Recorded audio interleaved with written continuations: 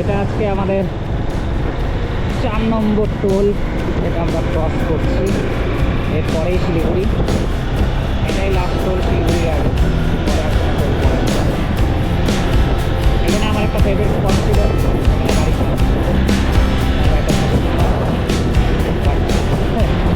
আমার ভাইকে অনেকবার সিগন্যাল দেওয়ার ট্রাই করলাম, বাট ও এগিয়ে গেল। যাই হোক, সামনে ওরা দাঁড়িয়ে আছে, দেখা যাক। চা বাগানগুলো দেখো,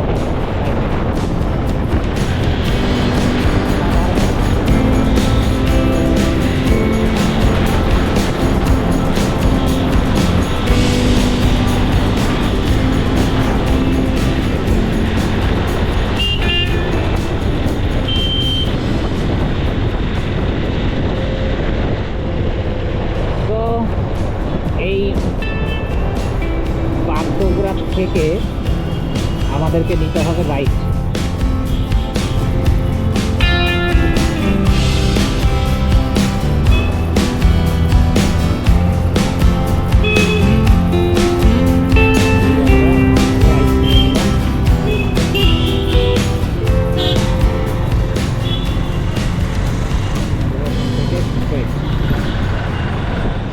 আমরা শিলিগুড়িতে পৌঁছে গেছি, আর এখন ঘড়িতে সময় বাজে 11:56, মানে 12টা বাজছে।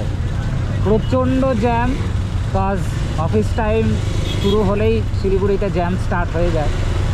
আর এটা আমাদের মহানন্দা সেতু, আর আমরা এইভাবে জ্যামকে ক্লিয়ার করতে করতে এগোচ্ছি আস্তে আস্তে। যতক্ষণ না পাহাড়ের রাস্তায় ওঠা যাচ্ছে ততক্ষণ এই জ্যামকে ফেস করতেই হবে, কিচ্ছু করার নেই। তো বন্ধুরা, আফটারঅল সামনে আমাদের শিলিগুড়ি গেট, আর পেছনে পাহাড়, কিচ্ছু দেখা যায়। অন্যান্য সময় এই টাইমটাতে ওয়েদার এত ক্লিয়ার থাকে যে এইখান থেকে দারুণ পাহাড়ের ছবি দেখা যায়, কিন্তু এখন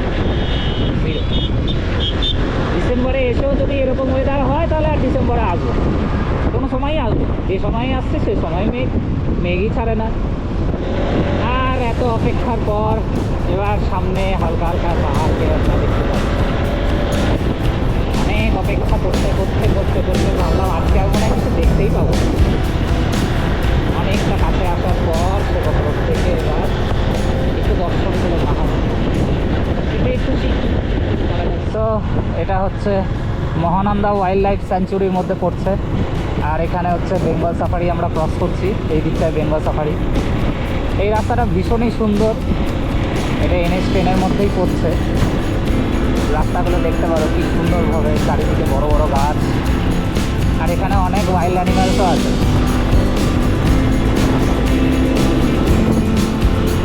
আমার এখানকার গাছগুলো দারুণ লাগে, তার কারণে বিশাল বিশাল বড় বড় গাছ, আর এত সুন্দর নীল আকাশের মাঝখানে গাছগুলো থেকে যখন পাতাগুলো ঝরে ঝরে পড়ে এত দারুণ লাগে দেখতে, অসাধারণ লাগে, অসাধারণ।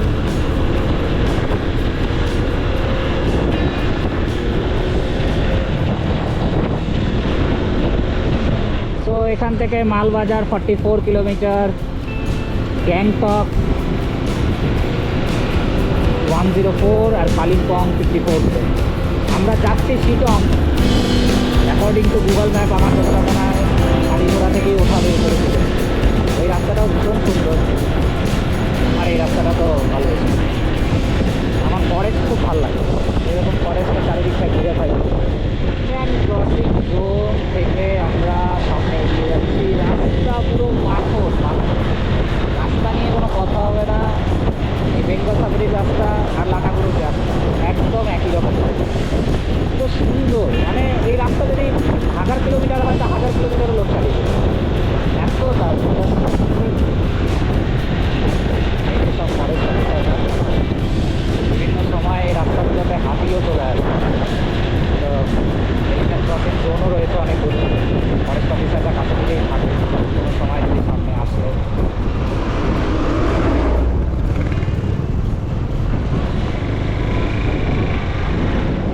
প্রথম পাহাড়ের দেখা, আর জীবনে কি চাই, সব কিছু ছেড়ে শুধু এটাতেই শান্তি, আর কিছু নেই। সব কিছু শুধু এটাই, এটাকে পেয়ে গেলে আর কিছু দরকার নেই।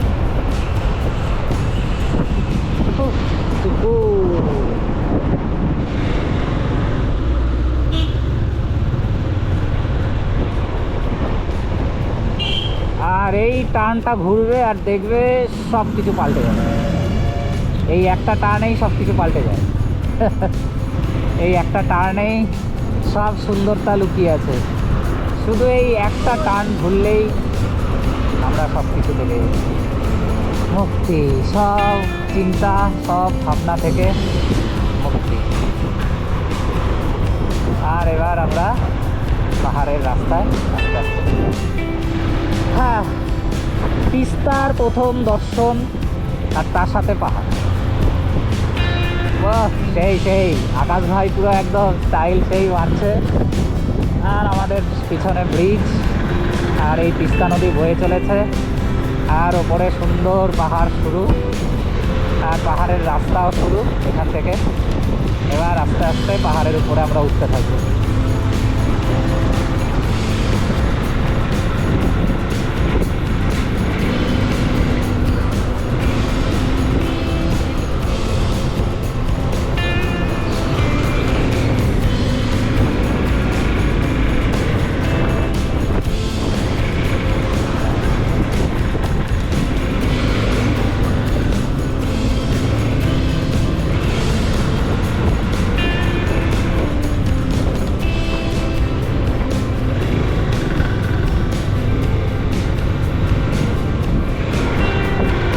প্রত্যেকটা টার্ন ঘুরছে আর একটা করে নতুন নতুন নতুন ভিউ পাচ্ছি আমরা। বাপরে, গাছের ডালটা ভেঙে পড়েছে। হ্যাঁ,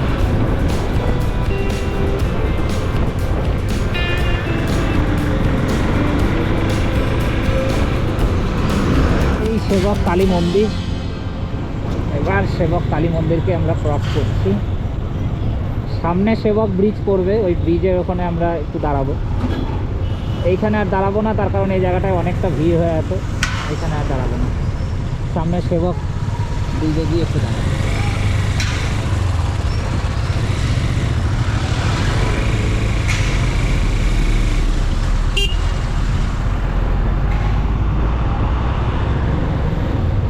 এখন করোনেশন ব্রিজের সামনে, ব্রিজে যাব না, তার কারণ ব্রিজে প্রচণ্ড রোদ আর ওখানে দাঁড়ানো যাচ্ছে না, এত গরম আর কি বলবো। তো এখন এখান থেকেই ব্রিজের দর্শন। এত সুন্দর ব্রিজ তৈরি হয়েছে যখন, আর ব্রিজটা সত্যিই দেখতে এত দারুণ লাগে। তিস্তার কালার তোমরা দেখতেই পাচ্ছ, একদম ঘোলা কাদার মতো কালার।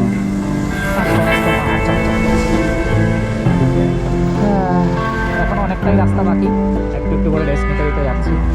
এত চাপ নেই, বেশি কিলোমিটার নেই।